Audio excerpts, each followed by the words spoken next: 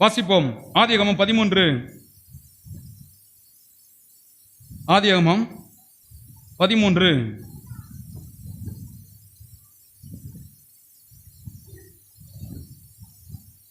5 வாசிக்கிறேன். ஆபிரகாமுடனே வந்த லோத்துக்கும் ஆடு மாடுகளும் கூடாரங்களும் இருந்தன. அவர்கள் ஒருமித்து குடியிருக்க அந்த பூமி அவர்களை தாங்கக்கூடாது இருந்தது. அவர்களுடைய ஆஸ்தி மிகுதியா இருந்தபடியினால் அவர்கள் ஒருமித்து வாசம் பண்ண ஏதுவில்லாமல் போயிற்று. கவனிங்க, கிளம்பி ஆபிரகாம் சொன்னார்ல, தேசத்தை விட்டு இனத்தை விட்டு புறப்பட்டு போனாரு. அப்போ போகும்போது கவனிங்க, ஒரு கொசுறு ஒன்று ஒட்டிட்டு வருது. அவர் பேர் என்னது? லோத்து. விடமாட்டேன் உன்னாவ அப்படின்னு கொசுறு அப்படி ஒட்டிட்டு வருது. கவனிங்க, அவங்க அப்பாவும் வந்தாரு கூட. ஆபிரகாமுடைய அப்பா 4 பேர் பிரயாணப்பட்டு புறப்பட்டு போறாங்க. போற வழியில அப்பா என்ன பண்ணிட்டாரு? இறந்துட்டாரு.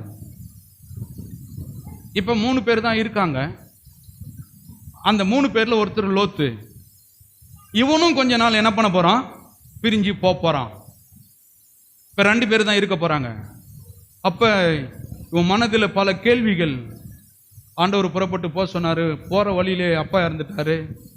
இங்க வந்து கூடாரம் போட்டு ஆசீர்வதிச்சு ஒருத்தன் லோத்தும் என்ன பண்ணிட்டான்? பிரிஞ்சு போயிட்டான்.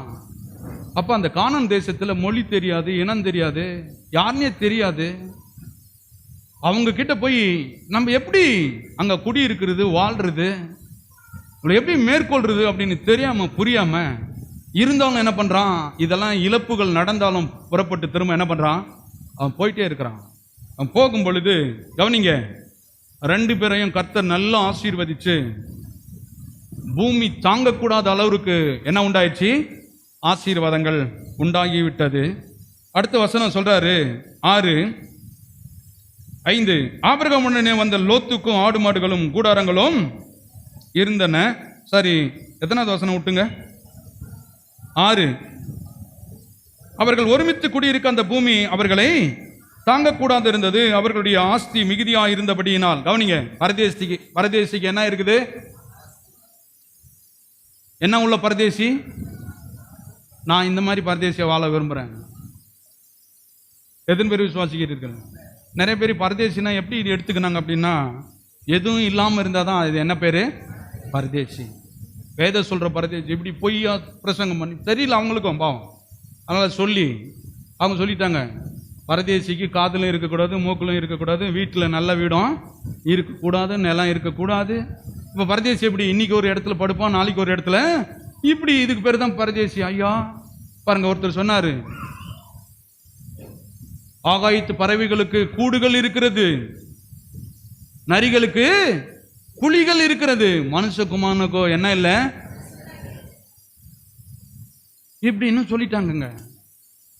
அது எங்க இருக்குது அந்த வசனம் அப்படின்னா, எங்க தலை சாய்க்க இடம் இல்லைன்னு சொன்னா வந்தார் அப்படின்னா, கவனிங்க, ஒரு எருசலேமுக்கு புறப்பட்டு போறாரு.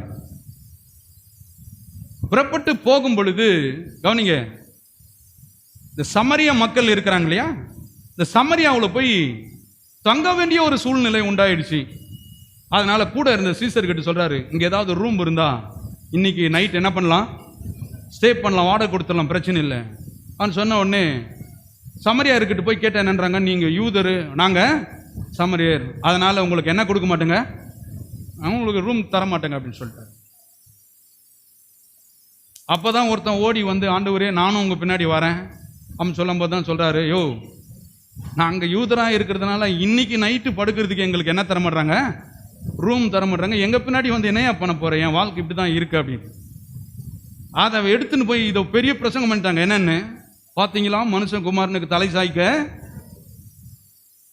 அது கீழே வாசித்தவே புரிஞ்சிருக்கும். எப்ப இடம் இல்லைன்னா அன்னைக்கு நைட்டு தான் இடம் இல்லை. ஒருத்தன் வந்து அப்புறம் சொல்றாரு, அப்போ இடம் இல்லையா ஆண்டவர்னு. அப்போ ஒருத்தன் டெஸ்ட் பண்றதுக்குன்னே போறான். அடுத்த நாள் காலி இல்லை. கவனிங்க, போறாங்க, ஏசு தங்கியிருந்த இடத்த போய் பார்க்கறாங்க. ரொம்ப அற்புதமா இருக்குது, பிரம்மாண்டமா இருக்குது, எவ்வளவு பேர் வந்தாலும் தங்கக்கூடிய இடமா இருக்குது. அப்பதான் சொன்னாரு, அன்னைக்கு தான் எனக்கு அங்க ரூமு கொடுக்காதனால தான் மனுஷகுமாரன் தலை சாய்க்க இடம் இல்லைன்னு சொன்னானே தவிர, எனக்கு வாழ்க்கையில வானத்தையும் பூமியையும் படைத்த தேவன், என்னை விட ஒருத்தன் இந்த உலகத்தில் ஐஸ்வர்யவான் யாரும் இல்லை. இந்த உலகத்தில் பாருங்க, பில்கேட்ஸ் கூட இல்லை. இந்த உலகத்தில் ஒரே ஒரு பணக்காரன், ஆண்டவராகிய இயேசு கிறிஸ்து. கரங்களை தட்டி தேவனை மகிமைப்படுத்துவோம்.